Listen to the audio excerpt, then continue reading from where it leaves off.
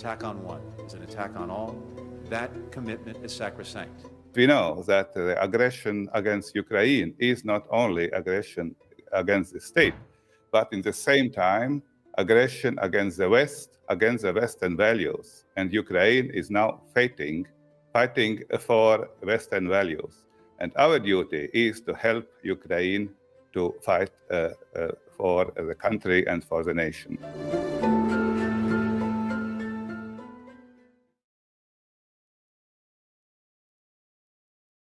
Hello, and welcome to Washington Post Live. I'm Missy Ryan, national security reporter with the Washington Post, and I'm honored to be joined here today by the President of Latvia, Egils Levits. Mr. Good morning. Welcome to Washington Post Live. Yeah. Well, let's get right to it. We have a lot of important topics to cover today, and I'm looking forward to you sharing the perspective of the Baltic nations with our viewers. First of all, Mr. President, you attended the extraordinary meeting of NATO leaders in Brussels this week. What do you see as the most important outcomes from this meeting? And do you think the decisions that NATO is making are able to change President Putin's calculus in Ukraine? The most important outcome of yesterday's meeting of the heads of states of NATO member states was unity. So all 30 member states of NATO are united in the will to defend our territory, NATO territory, and united in our will to help Ukraine to fight for the freedom for their own state. So, and these two topics were on the center of our yesterday's deliberations. So concerning NATO allies are ready to increase military spendings. It's very important for the future in order to increase our capacity to defend ourselves, the allies. We will strengthen especially the eastern flank of NATO, and that means that we had till recently 4 NATO battle groups in the eastern flank countries in Estonia, in Latvia, in Lithuania, and in Poland. And it was decided to double these battle groups from 4 to 8, and there would be 4 additional battle groups in Slovakia, in Hungary, in Romania, and in Bulgaria. And in general, we will increase the NATO presence in eastern flank countries with more than 40,000 soldiers. 40,000 people will join already existing NATO forces here in the eastern flank. So I think it's a very important result of our meeting yesterday, but it is only a preparation for the ordinary meeting of the heads of states of NATO in June in Madrid. This extraordinary meeting was necessary because of the Russian war against Ukraine, and we demonstrated our unity. Let's talk about Latvia specifically. How many NATO forces are present in Latvia, and are you satisfied with NATO's military presence in the Baltic nations specifically, given their geography and their history with as Soviet republics? We have NATO military personnel from 10 other nations. 10 other NATO nations here, and we have several thousand from other NATO member states, and we have also, of course, our own military forces. So that for the moment it is enough, but because of the change of the strategic situation in Europe and in the world at all, we need more troops, and we need to strengthen all the eastern flank of NATO And of course, Latvia is part of the eastern flank, and we will prepare our proposals so that we have more emphasis to defense, deterrence and defense, and of course to forward deployment of NATO troops in our region, Baltic region, but in general in eastern part of Europe. It's interesting to see NATO's leadership make these decisions following President Putin's invasion of Ukraine that many countries in Eastern Europe have been calling for years. We know that Baltic nations have warned the West for a really long time about the threat of Russia and the need to provide a stronger deterrence posture in Eastern Europe. Do you think leaders in Western Europe, in other parts of the transatlantic alliance, failed to heed that warning, or just didn't believe the severity of the Russian threat? Concerning the security of NATO member states, I think we were always secure, and it would also be in the future. But you are right, there was a certain naivety on the part of Western societies and on the part of Western politicians concerning the character of Putin's Russia. Russia is an aggressive imperialistic country which wants to expand the zone of influence on the costs of democratic nations. And it is for all democracies in the world to be in line with our own principles. It is not possible to allow that. So, but the good news that this naivety disappears in the last weeks, because the whole world see the real nature of Putin's Russia, and we have reacted very quickly. We have changed our attitude to Russia, and in two directions. So to strengthen our security of NATO member states, of NATO allies, and to help to increase security of our partners. And of course, in particular, to give all possible help to Ukraine, so that Ukraine can defend the nation, the state itself. Do you think that Putin's actions in Ukraine could have been prevented if the West, if NATO, had a stronger response to the 2008 invasion in Georgia, the actions in Crimea? Do you think that perhaps it was the lack of more unity, of a stronger economic or security response that encouraged Putin to take these steps? Yes, I agree with this appreciation. If NATO or Western alliance, Western country would react earlier, 2008, when Russia attacked Georgia, 2014, when Russia attacked Ukraine the first time and annexed one part of Ukrainian territory, if the reaction would be stronger, then of course we would not have this war today.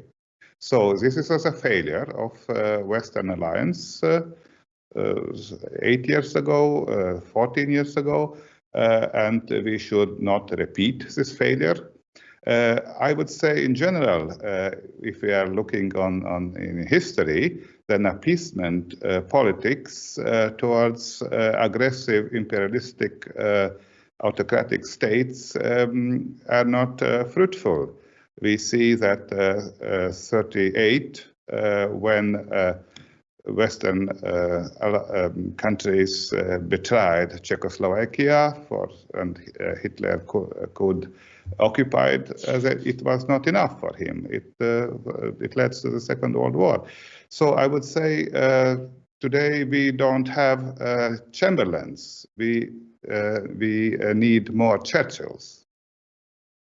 And there's another argument that I've heard circulating in recent months, which is that NATO, again, encouraged Putin by expanding in the 1990s and the late 90s and in the early 2000s, unnecessarily antagonizing Putin, which sought to have a buffer between the Russian borders and the Western alliance. What do you make of that, given the accession history of Latvia and Latvia's position in Eastern Europe? So Latvia and all other new member states of NATO, which joined NATO after 1990, are democratic states, and it was their choice. And of course, the principle of independence and self-determination says that it is for the state to choose the alliance, and the whole world knows that NATO is a defensive alliance. No one in NATO are thinking to expand and to make a war against another country. So it was an increase of security, increase of peace in Europe through accession of these member states since 1990. I would say that if it would not be done, then we would have much more worse situation as now. I think the elephant in the room when we're talking about Eastern Europe and the Baltics in particular in this conversation about Russia's intentions vis-a-vis NATO is the possibility that President Putin could decide to widen the war, potentially launch a direct attack on NATO nations. And you referenced earlier Latvia's feeling of security. I'm hoping you can elaborate on that. What makes Latvia confident that President Putin wouldn't attempt to roll westward? People talk a lot about the Suwalki Gap and the possibility that Putin, if he feels like his objectives are validated in Ukraine, potentially trying to press further west.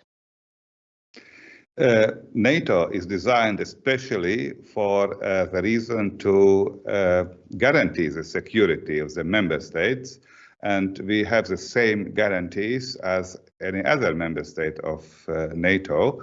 So that means that an attack against one member state would mean automatically attack against all 30 member states. And we should remind that NATO as a whole is much more stronger as Russia, stronger in military sense, much more stronger in economic sense, much more stronger financially and technologically. So there is no comparison between NATO as a whole and Russia.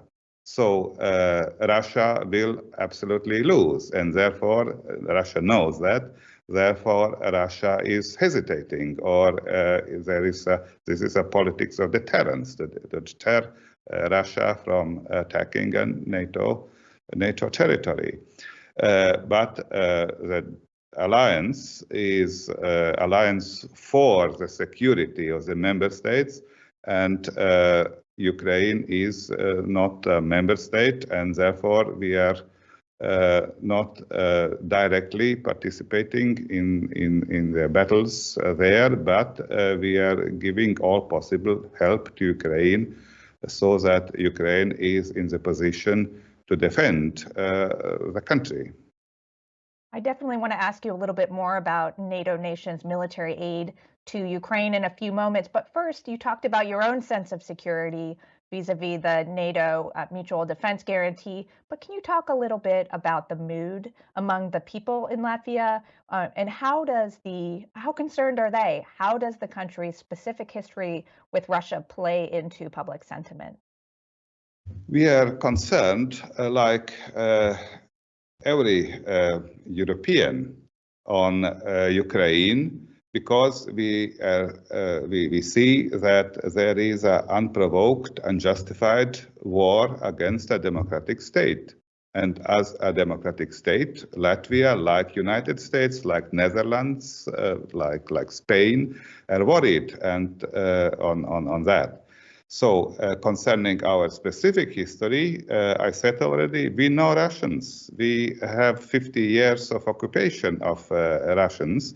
And so we are not naive, and we know the intentions and of Russia, of Putin's Russia. And I would say that this is our advantage. We know our neighbors. But concerning security, we have the same security as all other member states of NATO. This is the sense of the NATO, of the Union. There have been repeated warnings in recent days to Russia against using chemical or biological weapons in Ukraine, and statements from Western officials that Russia could be preparing to use those kind of weapons.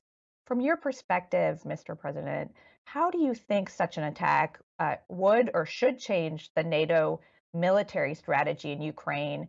And do you think it should prompt NATO nations unilaterally or NATO as an alliance to be engaged more directly in the conflict in Ukraine?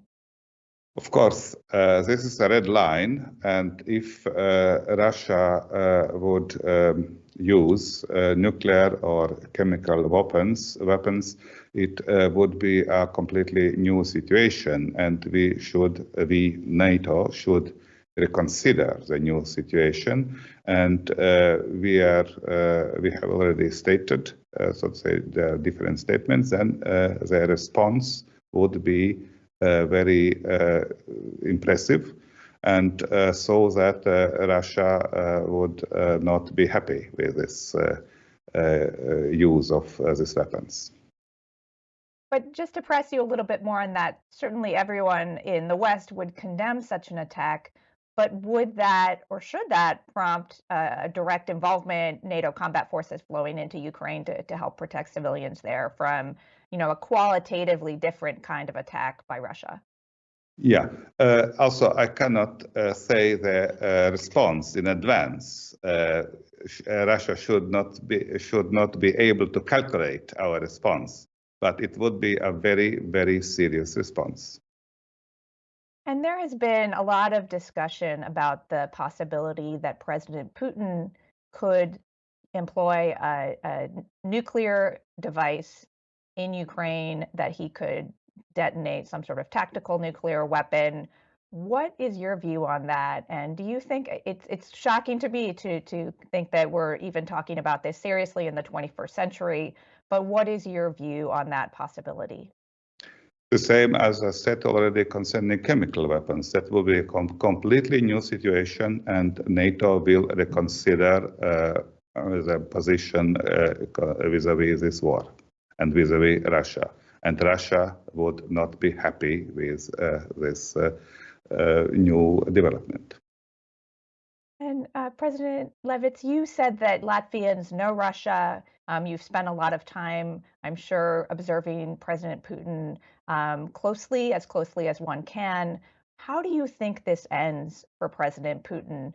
Do you think that there's a chance that there could be a negotiated settlement reached that would satisfy Putin's objectives while being acceptable to Ukraine and to the West? It is for the Ukraine to decide on that. But I cannot imagine that President Zelensky or another Ukrainian leader will sign such an agreement on the conditions of Putin. Of course, the goal of Ukraine is to restore the independence, the territorial sovereignty of Ukraine. And if this is a result of the negotiations, then of course the war will end. And we are supporting Ukraine because Ukraine is right. And we cannot accept that there would be a result which is not satisfying the Ukrainian side. It's up to Ukraine to decide on that. You say it's up to Ukraine, Mr. President, but at the same time, there certainly is a possibility that the agreement in Ukraine, if there is a negotiated settlement between President Zelensky and President Putin, between Russia and Ukraine, could impact European security in a significant way.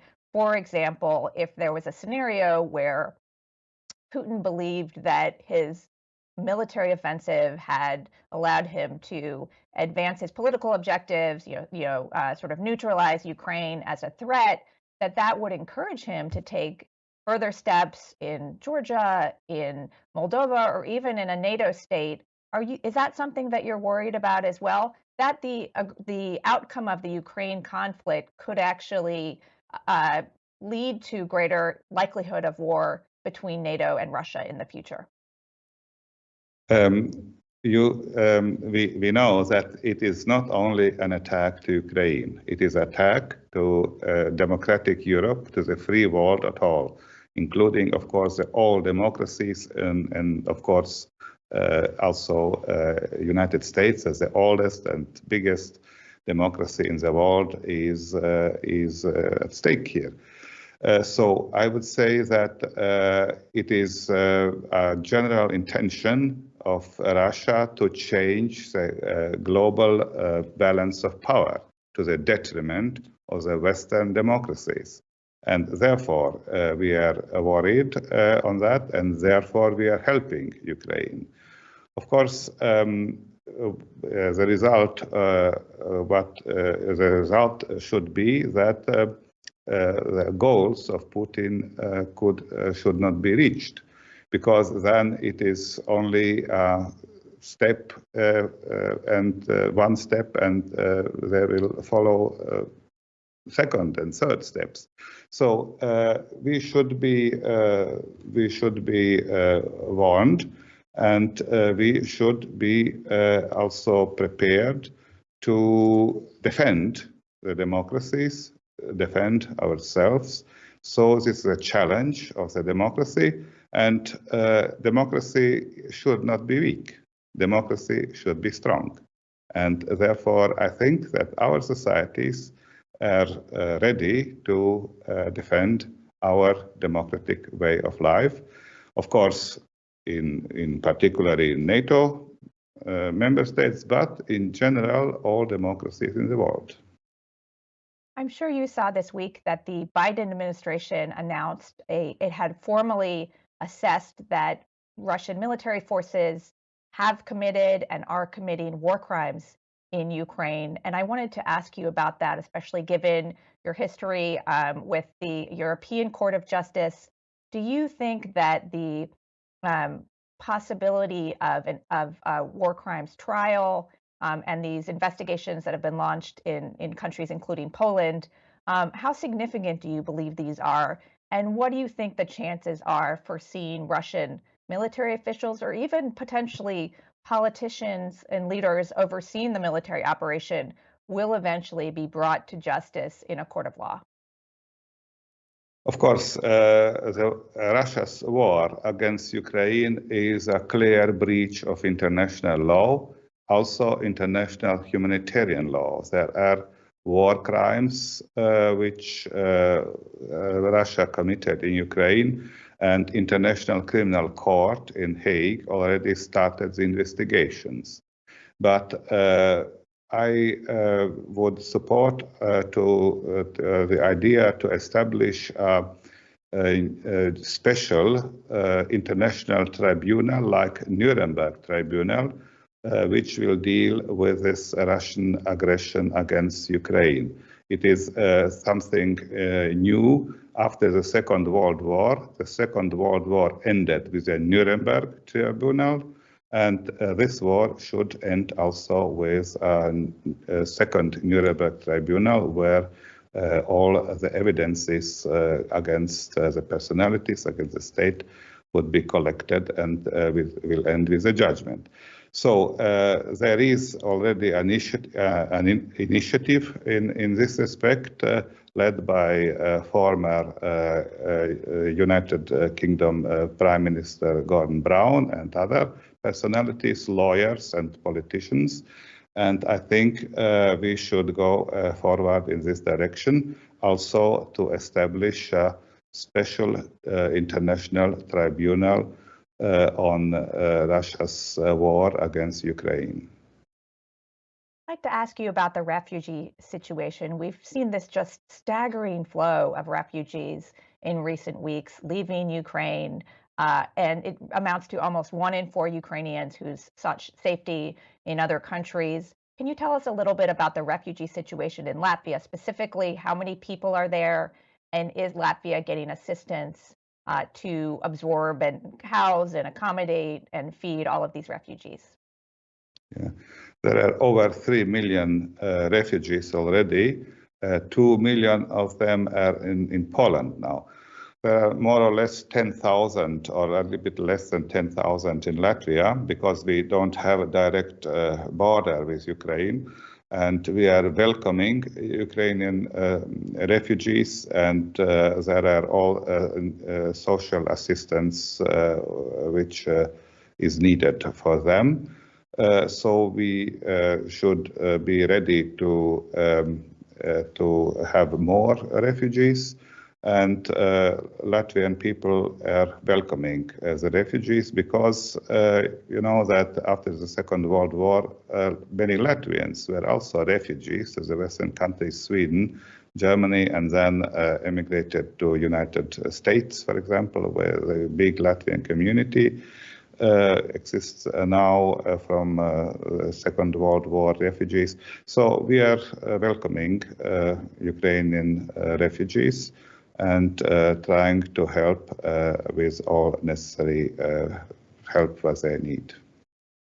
And how does Latvia plan to reduce its dependence on Russian energy supplies? And more broadly, how do you think Europe can wean itself off of Russian oil and gas without jeopardizing the climate change goals that it has? Yeah, concerning Latvia, we should not overestimate our dependence from Russian energy. Approximately 10% of the oil is imported from Russia, and we will buy this by other countries in other markets. So concerning electricity, 7% are coming from Russia, and it's also possible to replace it. Concerning gas, we have the most imports are coming from Russia concerning gas, natural gas. But it is possible also to replace this natural gas which comes from Russia through LNGs, and United States has just offered to increase in exports of LNG gas to Europe, and we will also benefit from this US exports of natural gas to Europe.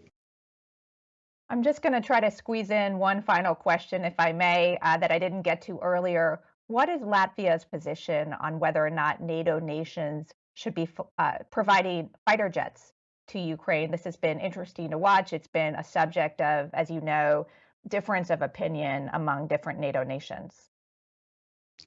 Yes, our opinion is that we should give to Ukraine all what Ukraine needs in order to defend for the self-defense against Russian aggression.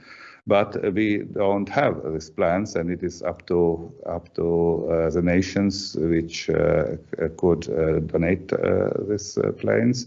And there are different opinions till now, but they are considering each day how it is possible to help Ukraine. We discussed at the moment the most effective military help to Ukraine is to give anti-tank missiles and anti-aircraft missiles.